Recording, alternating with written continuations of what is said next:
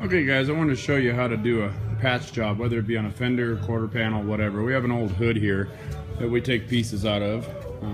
Whenever they're crinkled up really bad like that and we replace something, we just use the spare parts. So today we're just going to patch in this square here.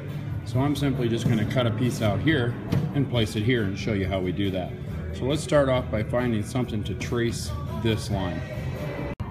Okay, so all I did was just hold it up underneath there, as you can see, and I just traced it out. And then I placed the word top on it because these two sides and these two sides will be different on the cut. So now let's just grab a pair of scissors and we'll cut that out. Okay, so now we've cut it out. And when you placed it up there, you notice the marker would have been on the inside here. So this is why I cut and leave the marker on the paper so that I have the same thickness when I cut it. And I think you understand that concept. Even there you can see there's still a small gap. So now when we draw it on the metal that we're going to cut, we'll actually cut right on the line, and that should give us about the same thickness. So give or take a little bit. So now let's go ahead and find a location anywhere on the hood that we're going to cut, your other piece of metal that is. And in this case, since I'm using a scrap piece, I'm going to go ahead and sand it prior to cutting it. Okay, so I just used one piece of 80 grit here on that little palm DA. And I've taken it down to the metal. It's going to be much easier to cut it and tack at that point if you do that. And so the area that you're patching to, it wouldn't hurt to go ahead and scuff up around the edge here clearly so that you have a good contact when you're tacking that in. So let's clean that up a little bit. Okay, so now we have cleaned the area where we're going to put the new piece of metal, and we've cleaned the area where we're going to cut the metal to replace with. Now hopefully you have a new piece of metal that you can just put in there and you can skip this stage and we'll go jump right into where we're at. But if you don't, so here's the process. So I've cleaned really good around here. I used an 80 grit sandpaper, went all the way down to the metal clearly so that we can get a good weld on it. And now the back side where it got cut is going to be rough a little bit. So let's go ahead and sand that just a little bit, and let's get to tracing over there and cutting out our metal.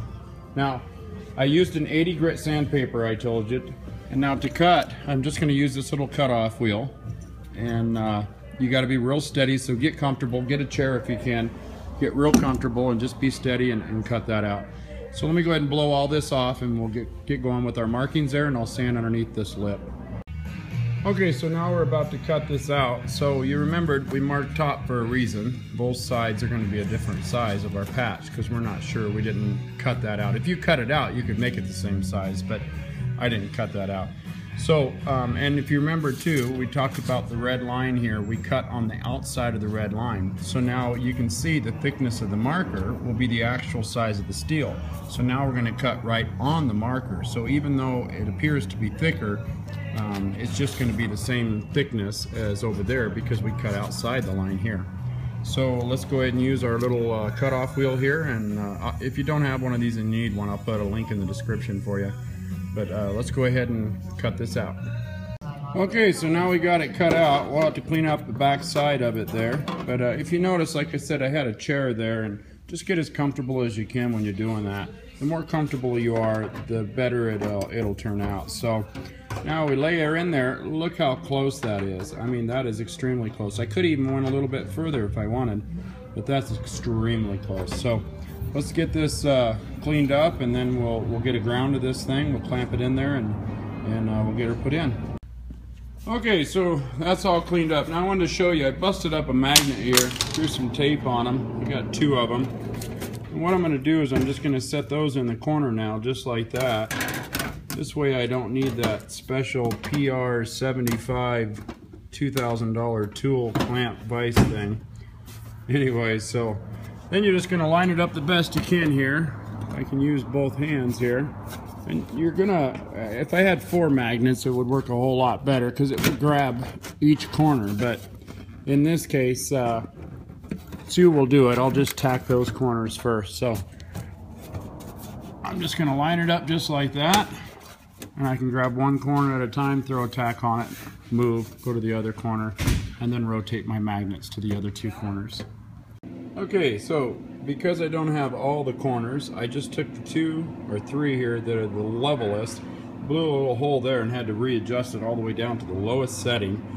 And so I took the lowest spots, the spots that were more even than any other, and I started to tack there. So now I can move my magnets around and tack up until I feel like it's flush, and then weld it. Okay, so now that we have it all tacked in, let's grind her down. Okay, so we got her all ground down now, so let's go ahead and mix up some putty. A little bit of Bondo and throw on there.